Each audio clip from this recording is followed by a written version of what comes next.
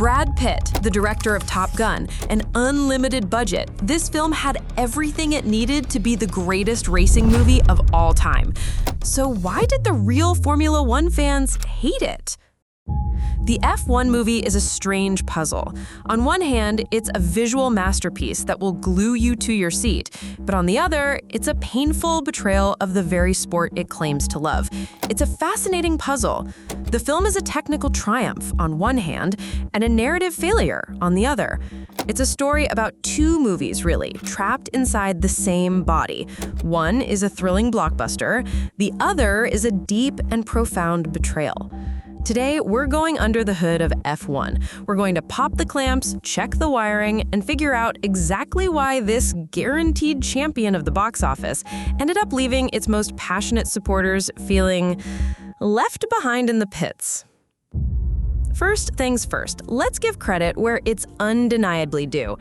If you walk into a theater knowing absolutely nothing about Formula One, and your only goal is to witness a breathtaking visual spectacle, well, F1 is an absolute masterpiece. Joseph Kosinski is a modern master of capturing kinetic energy. The same magic he used to put us inside the cockpit of a fighter jet in Maverick, he uses here to strap us into the driver's seat of the fastest cars on Earth. The sound design is a character in itself. It's not just noise, it's a symphony of mechanical fury.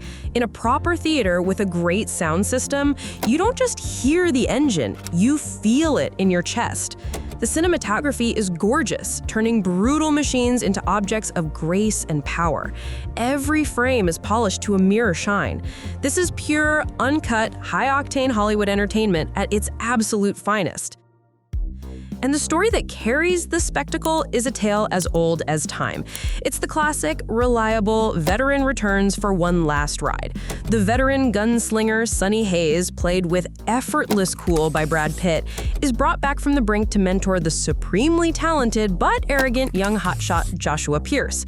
It's a formula we've seen 100 times before because, frankly, it works. The chemistry between Pitt and Damson Idris is electric enough to power the whole film, smoothing over the script's rougher edges with pure star power. For 90% of the audience, this is more than enough. It's fun, it's exciting, it's emotionally straightforward. A perfect summer blockbuster.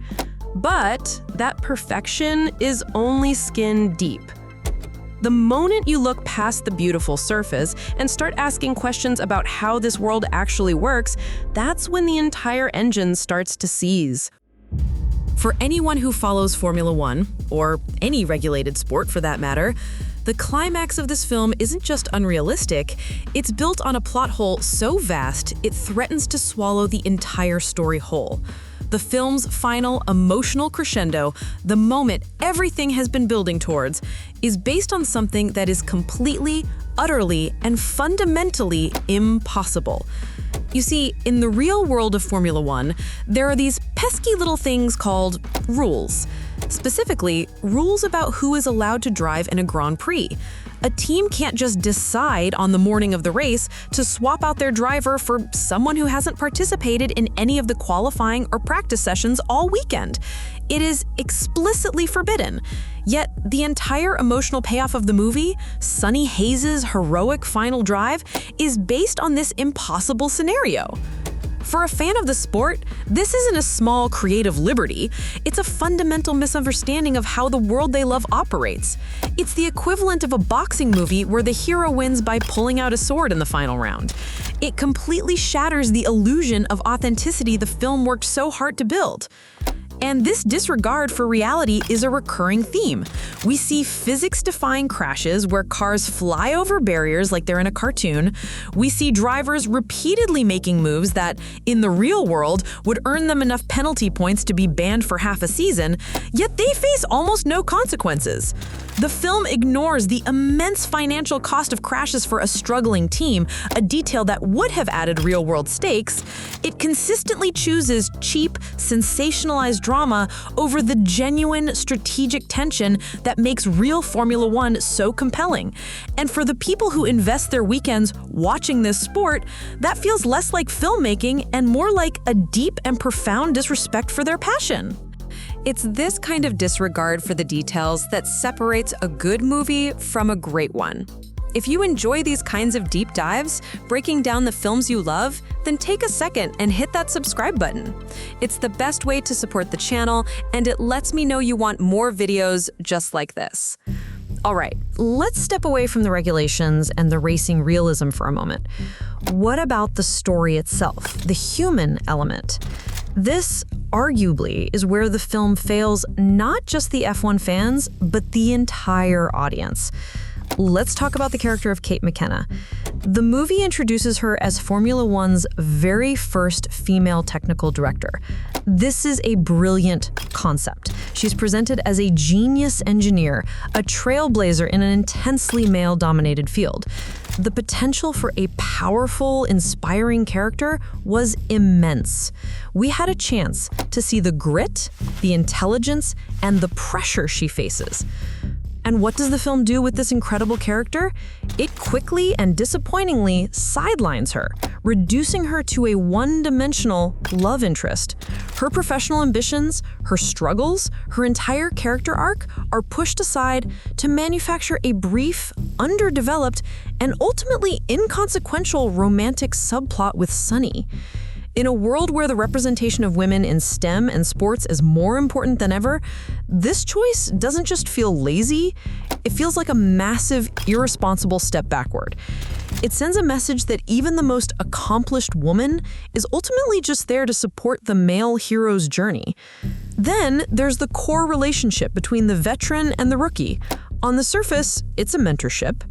But look closer and it falls into a tired and uncomfortable trope of the wise, old-school white hero who has to teach the young, flashy, and arrogant back talent how to be a real professional. While the actors themselves have great chemistry, the script gives them little to work with beyond these cliches. Sunny's character feels stagnant. He's the same cool, unflappable renegade from beginning to end, with very little personal growth. Joshua's transformation from a self-absorbed kid to a mature team player feels rushed and unearned, a switch that's flipped rather than a journey that's taken. The human engine of this story just never truly fires on all cylinders. So, if the racing isn't authentic and the characters aren't fully developed, what is this movie, really? What was its ultimate purpose? It seems F1 is a film caught in a crisis of identity. It desperately wants the credibility and respect that comes from authenticity, but it's completely unwilling to engage with the rules and nuances that define the sport. It wants the broad, emotional appeal of a classic Hollywood blockbuster, but it forgets to give its characters the depth and complexity needed to make us truly care. In the end, this project feels less like a movie about Formula One and more like a beautiful, incredibly expensive 2.5-hour advertisement for Formula One. It's a masterfully engineered product designed to capture the American market, to sell the speed, the glamour, and the drama of the sport to a new generation of fans. And in that mission, it may very well succeed. But a truly great sports film does more than just show you the game. It makes you understand the heart beating inside the machine. It respects the world it depicts. F1 perfectly captures the breathtaking look of speed, but somewhere along the way, it completely lost the soul of the race.